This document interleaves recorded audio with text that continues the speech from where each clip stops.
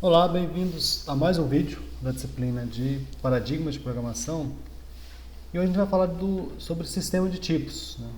Então esse conceito aqui, pessoal, é bem importante quando a gente vai trabalhar com uma nova linguagem. Então, o que seria um sistema de tipo, né? Então tem duas referências aqui bastante interessantes, que é do Cardelli, né, aqui que a gente vai entender melhor essa ideia de sistema de tipos e sobre polimorfismo. E esse outro livro aqui que é um pouco mais avançado, né, que é o Advanced Topics in Types and Programming Language. Então, segundo esses autores, o sistema de tipos são geralmente formulados como coleções de regras para checar a consistência de programas. E ele destaca aqui outro ponto, o Cardelli, que na matemática, como na programação, tipos têm essa função, né, de criar essas restrições que vai garantir a corretude do teu código. Corretude com relação às operações, né, mantendo a consistência, e corretude com relação aos tipos de dados. E aí o principal propósito, né, de um sistema de tipo é prever a ocorrência de erros em tempo de execução, né? E aqui eu vou pausar aqui rapidinho para mostrar um outro ponto aqui. Então, aqui é um framework para desenvolvimento web, né, escrito na linguagem Haskell. Então, o lema deles aqui é esse aqui, ó. Torne os seus erros em tempo de execução, né, runtime, em erros em tempo de compilação. Então, isso aqui não tem a ver com o framework em si. Na verdade, isso aqui é a característica da linguagem que ele utiliza por baixo, que é uma linguagem estaticamente tipada, vou falar disso agora, e é uma linguagem com tipo de sistema forte. Então, ela garante essa checagem de erros de tipo, ou seja, ela transforma os erros de tipos em tempo de execução em erros de tipos em tempo de compilação. Então, esse processo de checagem de tipos, ela pode ser feito ou em tempo de compilação, em linguagens estáticas, ou apenas em tempo de execução, em linguagens dinâmicas, né? Então, linguagens estáticas são linguagens como o C, C++, o Java, o Haskell, o Kotlin, Swift, Rust, Go, né? Tem diversas linguagens mais modernas que estão agora voltando, né, para dar importância em linguagens estáticas, né? Tipo o JavaScript hoje em dia tem a versão TypeScript, né, que é essa versão estaticamente tipada.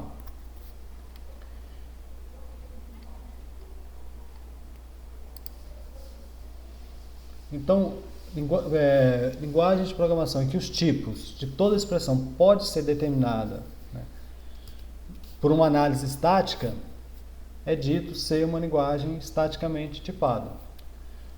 E aí, para ficar bem claro isso, considera esse programa aqui, né? Eu tenho, sei lá, A recebe, sei lá,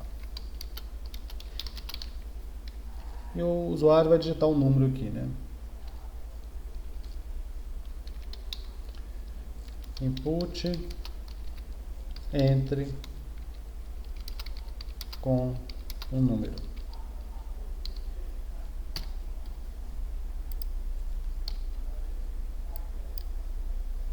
Vamos imaginar que o cara vai ser obediente, vai entrar com o número mesmo, então o problema não vai ser esse. E aí aqui em outro ponto, eu tenho, se A for maior do que 20, eu vou atualizar o valor de A, vai receber A mais 10 entre aspas duplas, ou seja, eu tenho aqui uma string. Se não, A recebe A mais 10. E aí eu digitei corretamente. E aqui eu vou imprimir, né, o valor de A. Então, se a gente mandar executar esse programa, né, e eu entrar com o valor de 5 ou 4 aqui, o programa funcionou corretamente. Ele imprimiu 14 para mim. Mas aqui eu tenho um erro, né, eu tenho um erro aqui que vai ocorrer apenas quando ele executar essa linha 6. Então, não tem como ele em tempo de compilação, por exemplo, eu fazendo uma análise estática desse código, eu apenas analisando esse código, saber se vai ocorrer o erro ou não. Vai depender do valor do A. Basta a pessoa entrar com o valor, sei lá, 40 para eu ter aqui um erro de tipos. Operação não suportada para os tipos inteiro e string. Então, essa operação aqui é inválida no Python. Porém, o Python não sabe qual que vai ser o valor de A. O A, em algum momento, ele podia estar até valendo uma string, ele podia estar fazendo uma concatenação. Então, em linguagens dinâmicas, não tem como você fazer uma análise estática do código e dizer, olha, esse programa tem um erro de tipo ou não. Já em linguagens estaticamente tipadas, como a gente declara, associa tipos às variáveis e esse tipo não muda, pode ser feita essa análise.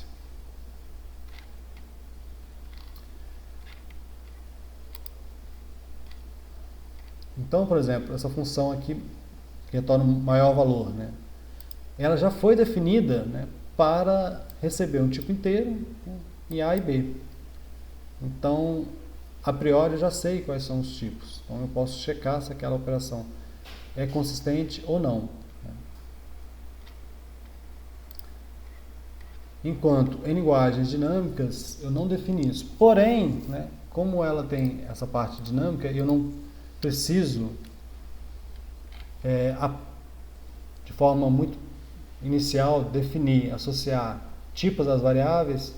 As funções são mais genéricas, né? Então essa função max aqui, por exemplo, da linguagem Lua, eu posso passar para ela valores inteiros, posso passar double, posso passar string, porque ela não está amarrada a nenhum tipo específico, né? Então, linguagens dinamicamente tipadas são mais flexíveis, né, de ser trabalhada do que linguagens estaticamente tipadas.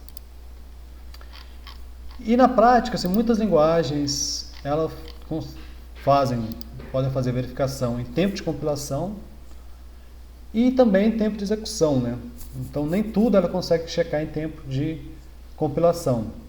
Linguagens como Java, C++, a gente vai ver isso no decorrer do curso, principalmente devido ao polimorfismo, tem operações que ela só vai conseguir verificar em tempo de execução. Então, nem tudo é estático em Java. A gente vai ver que, por exemplo, uma variável ela pode estar associada a um tipo, né? E em tempo de execução, ela pode, o objeto, né, a instância, pode estar associada a um outro tipo de dado, né? Então, aí a gente tem esse dinamismo também, e aí vai ter alguns erros que a gente só vai conseguir checar em tempo de execução. Então, um erro de tipo ocorre se o programa executa uma operação com tipos incompatíveis, né? Vai multiplicar uma string por um valor booleano. Diferentemente do JavaScript, né, pessoal? O pessoal sempre gosta de brincar com JavaScript. No JavaScript ele tem uma regra de correção para todos os valores possíveis. Qualquer operação que você tente fazer no JavaScript, ela vai realizar. Às vezes, não da forma que você esperava, mas ela vai fazer algum mapeamento. Então, por exemplo, se a gente multiplicar lá no JavaScript, estou com o JavaScript aqui, acho que estava com o JavaScript aberto. Não.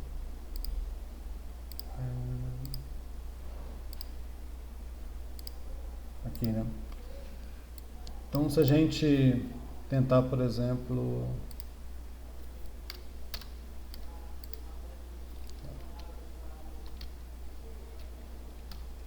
A recebe 12 vezes true.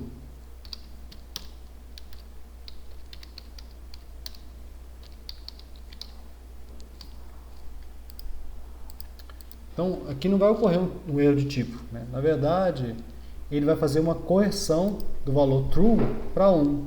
E 12 vezes 1 dá 12. Se aqui fosse false, aí 12 vezes 0 vai dar 0. Então, o valor vai ser 0. Então, ele sempre tem uma correção para fazer.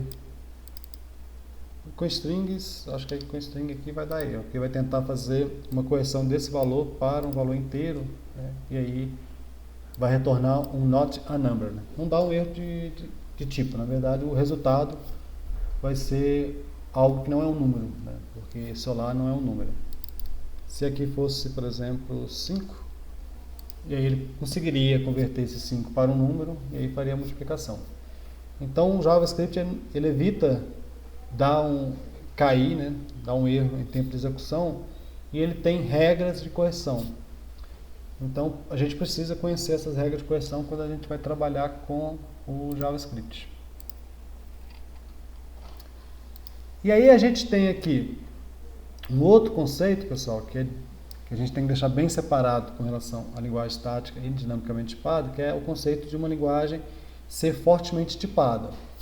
Então uma linguagem é dita fortemente tipada se os erros de tipo são sempre detectados, seja ele em tempo de compilação ou em tempo de execução. Então, por exemplo, a linguagem C é fracamente tipada, mesmo ela sendo estaticamente tipada, porque ela não faz muitas verificações. Hoje em dia tem uns compiladores que eles pegam bastante warnings com relação a essas operações, mas compila, né? Então, ela não deixa de compilar. E isso acarreta muitos erros, principalmente quando as pessoas estão começando a programar em C, começam a trabalhar com ponteiros, e aí se uma função espera um ponteiro, você passa um ponteiro para ponteiro, você passa um inteiro, você passa uma string, então tudo isso é aceito em C.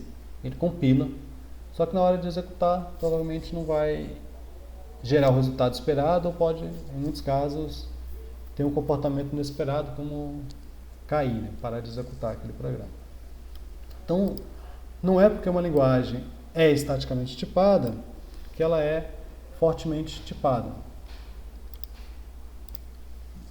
Por exemplo, se a gente olhar no próprio verbete aqui no Wikipedia, né, da linguagem de programação C, por exemplo, a linguagem C, estilo de tipagem, né, que a gente está falando agora. A linguagem C ela é estática e fraca. Se a gente olha, por exemplo, o Python, ela tem um estilo de tipagem dinâmica e forte. Então são dois conceitos separados. A linguagem pode ser dinamicamente tipada e ao mesmo tempo ser fortemente tipada porque ela checa os tipos, né? Algo diferente, por exemplo, da linguagem Lua, né? Ou a própria linguagem JavaScript. Vamos ver o que eles colocam aqui. Ó, estilo de tipagem dinâmica, fraca e implícita. Então o tipo, né, o sistema de tipo do JavaScript é fraca. Ele tem diversas correções, dificilmente ela dá um erro de tipo, né, em tempo de execução. Só que o JavaScript está em constante evolução, né? Então as versões mais novas elas checam mais coisas do que as versões mais antigas. E aí, algumas linguagens, por exemplo, se você tenta fazer algo do tipo uma variável x, do tipo double, receber um resultado que é um inteiro, ela não faz essa correção, né? Então você tem que fazer isso de forma explícita, né? Então esse implícito do JavaScript é porque faz um monte de operações que você não sabe. Se você não olhar a regra, você não sabe o que está acontecendo ali. Aqui, se eu quiser atribuir um valor inteiro para uma variável do tipo double, eu tenho que explicitamente converter esse valor para o tipo double. Ele não faz essa conversão para a gente. Muitas linguagens, por exemplo, eu não consigo dividir um valor inteiro por um valor real, ou vice-versa. Ele não permite fazer essa combinação. Aquele erro que a gente teve lá no C, quando eu mostrei para vocês, com relação a comparar uma variável do tipo double com uma variável do tipo float, né, e isso levar a um erro, desculpa, né, e isso tem um comportamento que a gente não esperava, né, que tem 12.5 e 12.5. Isso aqui não ocorre em diversas linguagens, porque ela não permite você comparar valores de tipos diferentes. Você não pode comparar um double e um float. Você pode comparar double com double, float com float. Então, isso faz parte da linguagem ser fortemente tipada. Então, linguagens como C é fracamente tipada, o C++ é mais forte do que o C, o Java é mais forte do que o C++, e Kotlin é muito mais forte do que o Java. Então, um monte de operações aqui o Kotlin consegue checar. Então, quando a gente fala de fortemente tipado, a gente tem que ter uma referência. para a gente poder comparar e dizer que uma linguagem é mais fortemente tipada do que uma outra. E aí, para a gente finalizar essa parte de linguagem estática e dinâmica, né, naquela referência, o Cardelli, antes dele apresentar sobre a necessidade de polimorfismo, ele fala um pouco sobre as vantagens e desvantagens de você ter um sistema de estático, né?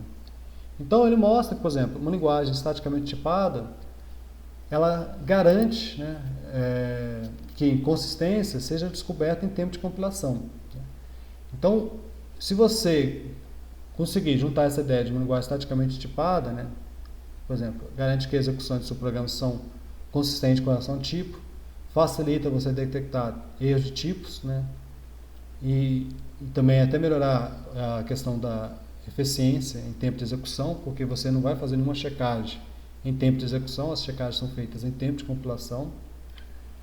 E ela garante que, e é uma disciplina, né, de programação, que o programador torna os programas mais estruturados, mais fáceis de ler. O tipo está bem explícito ali, né, numa função. Então isso facilita até a questão de leitura.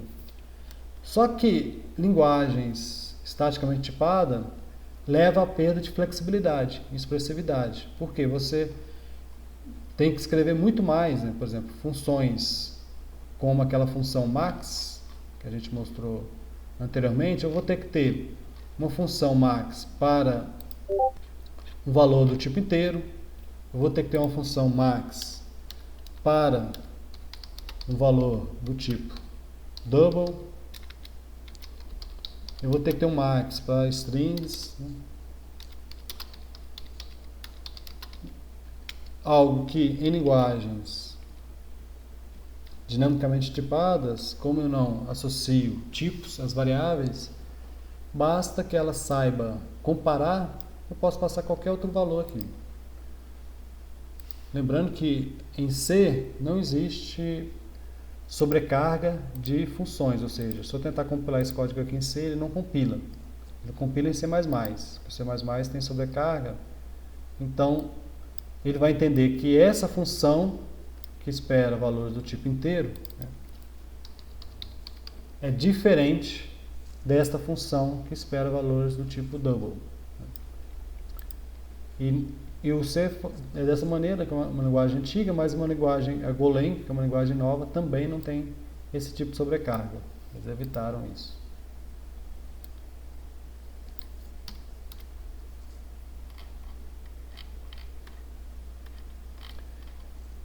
Então, se a gente tem uma linguagem estaticamente tipada, né, ela exclui qualquer procedimento genérico. Então, eu quero ordenar. Então, eu posso querer ordenar, não me importa se eu tenho uma lista de strings, se eu tenho uma lista de inteiros, de double, ou se eu tenho uma lista de alunos, ou se eu tenho uma lista de livros. O algoritmo de ordenação deveria funcionar exatamente igual. Porém, em linguagens estaticamente tipadas, eu não consigo fazer isso. E aí, a gente vai ver mais na frente, a gente vai gastar um pouco mais de tempo com relação a isso, que a forma de contornar essa situação é através do polimorfismo. Então, o polimorfismo é que torna as linguagens estaticamente tipadas mais flexíveis.